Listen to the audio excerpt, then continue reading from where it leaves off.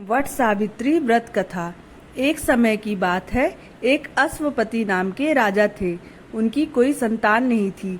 संतान प्राप्ति के लिए अनेकों यज्ञ किए, जिसके फलस्वरूप उन्हें एक तेजस्वी कन्या की प्राप्ति हुई। राजा ने कन्या का नाम सावित्री रखा। समय बीतता गया और सावित्री विवाह योग्य हो गई। एक दिन राजा ने सावित्री से कहा, सावित्री, अब तुम विवाह योग्य हो गई हो, इसलिए स्वयं अपने लिए योग्य वर की खोज करो। पिता की बात मानकर सावित्री मंत्रियों के साथ यात्रा पर निकल गई। अनेक ऋषियों के आश्रमों, तीर्थों और जंगलों में घूमने के बाद वह राजमहल लौट आई। संयोगवश उस समय उसके पिता के साथ देवर्षि नारद भी थे। सावित्री ने उन्हें प्रणाम किया।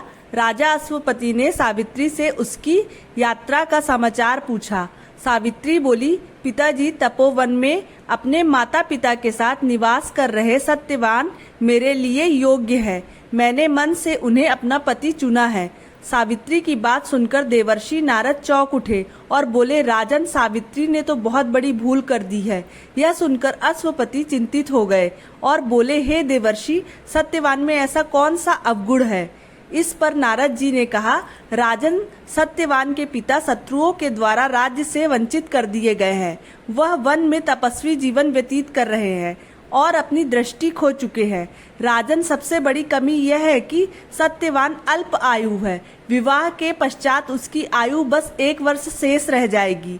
नारद जी की बात सुनकर अश्वपति ने सावित्री को समझाया कि वह किसी दूसरे उत्तम गुणों वाले पुरुष को अपने पति के रूप में चुन ले। सावित्री बोली, पिताजी, नारी अपने जीवन में केवल एक ही पति का वरण करती है। अब चाहे जो भी हो, मैं किसी दूसरे को अपने पति के रूप में स्वीकार नहीं करूंगी। पुत्री के हट के आगे पिता विवश हो गए और सावित्री का सत्यवान के साथ पूरे विधि विधान से विवाह करा दिया गया। विवाह के पश्चात सावित्री अपने पति और सास ससुर के साथ वन में रहने लगी। जैसे जैसे समय आगे बढ़ रहा था, सावित्री के मन का भय बढ़ता जा रहा था। नारद जी के कहे अनुसार जब उसके पति की आयु मात्र 4 दिन बची, तब सावित्री ने 3 दिन पहले से व्रत रखना प्रारंभ कर दिया।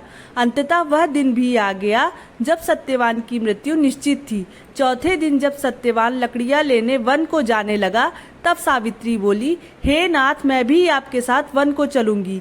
सत्यवान के मना करने पर भी सास ससुर की आज्ञा लेकर अपने पति के साथ वन को चली गई। वन में सत्यवान ने जैसे ही पेड़ से लकड़ी काटना शुरू करा, उसके सर में असहनीय दर्द होने लगा और वह पेड़ से उतर गया। सावित्री समझ गई कि उसके पति का अंत समय निकट है, अतः उसने अपने पति का सर अपनी गोद में रख लिया। सावित्री चुपचाप आंसू बहाती ईश्वर से प्रार्थना करने लगी। तभी उसे लाल वस्त्र पहने एक भयंकर पुरुष दिखाई दिया। सावित्री बोली, महाराज, आप कौन हैं? यमराज ने उत्तर दिया, सावित्री, मैं यमराज हूँ और तुम्हारे पति के प्राण लेने आया हूँ। सावित्री बोली, प्रभु, सांसारिक प्राणियों को लेने तो आपके दूत आते हैं, क्या कारण है कि आज आपको स्वयं आना पड़ा?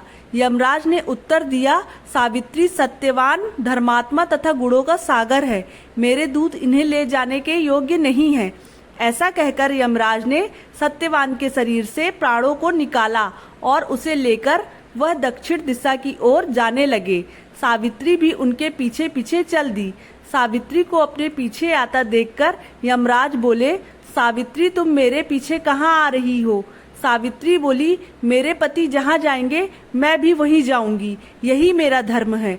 यमराज के बहुत समझाने पर भी सावित्री नहीं मानी। उसके पतिव्रता धर्म की निष्ठा को देखकर यमराज बोले, तुम अपने पति के बदले कोई भी वरदान मांग लो।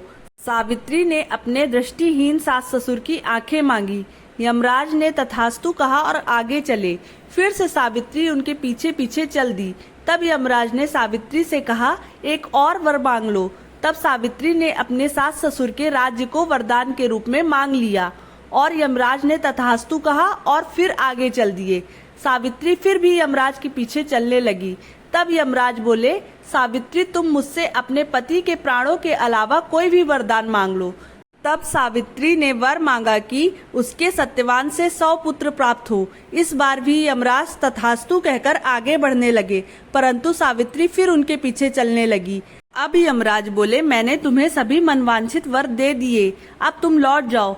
तब सावित्री बोली, महाराज, आपने मुझे सत्यवान से 100 यशस्वी पुत्रों का वरदान दिया है और सत्यवान के बिना पुत्र कैसे संभव होगा।